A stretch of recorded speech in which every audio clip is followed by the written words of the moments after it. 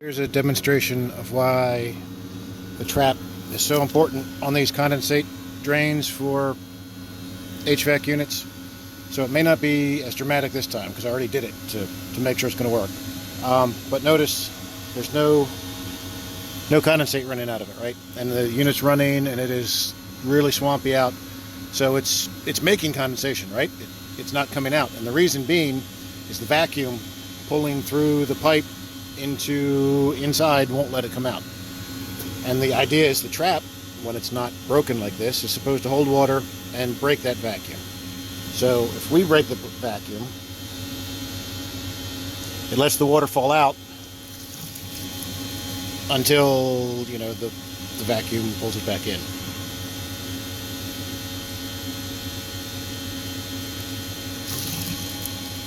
So this water is going to accumulate in the pan in there, probably, until it overflows and causes a problem inside the building.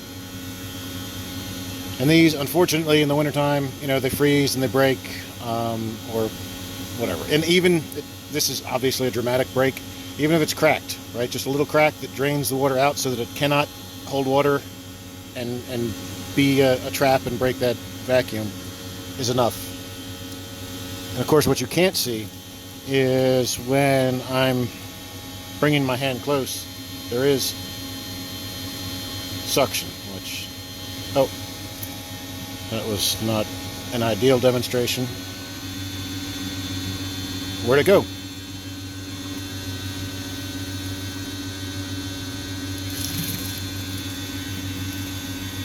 I had to hold it for a while and see if I can simulate the trap.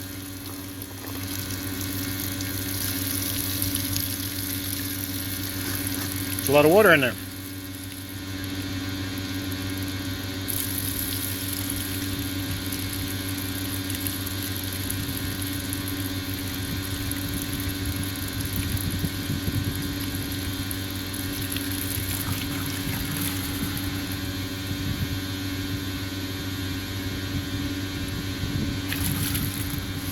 And theoretically, you know, if I find the sweet spot of letting it build up and letting just enough out, it would flow like it's supposed to. But I don't have time to stand here all day, and this water is getting cold. But that looks like a pretty good flow on a humid day like today.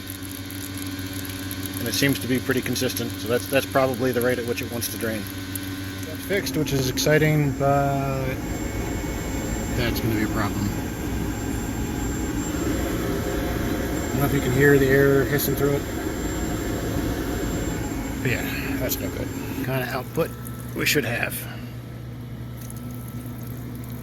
So that's the rate that the water's getting pulled out of the air. And if these condensate drains aren't working, that's the rate at which the water is going to start coming in the building once the pans overflow.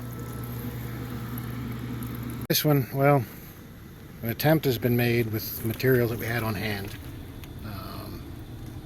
But so right now the water's coming out, right? And that's good. It's not coming into the building. Once the unit shuts down for the night, however, it's going to leak out of the trap. So tomorrow the trap is going to be dry. When it starts up again and starts producing condensate, it's not going to let it out. So hopefully the HVAC department is on their way to get a new piece of pipe. Because it's cracked. We tried caulking it, and then I guess they put the rag on it, and that's what we got. But at least for now, that water is not coming into the building. For now. One is plumbed around to the drain, where it should drip right into the drain and stay off the roof. Obviously, the roof gets a little wet because the moss will take care of that. But awesome, right? Great. Rather than, you know, water being trapped on the wrong side of the unit. I love that kind of plumbing, except for that. Yeah, that's no good. Well, look at this. Little piece of strategically placed tape. And it's flowing out the end like it's supposed to. So For now, at least, good job, HVAC guys. Hopefully they'll do a permanent fix down the road. So this got fixed. No more drips out of the trap. It's wet because that's sweat because the water coming through is very, very cold. But most importantly, you can see it's water's running out of the end like it's supposed to, so it's not filling up and overflowing the unit. From our end of things, we caulked the heck out of a few seams, and the weird gutter situation on the roof has some Gorilla Tape to get through this weekend. I think that is going to help tremendously. And down the road, we'll look into more permanent fixes as to why, in addition to the condensate water, rainwater was getting into the unit. I think this is definitely a step in the right direction, but we'll see.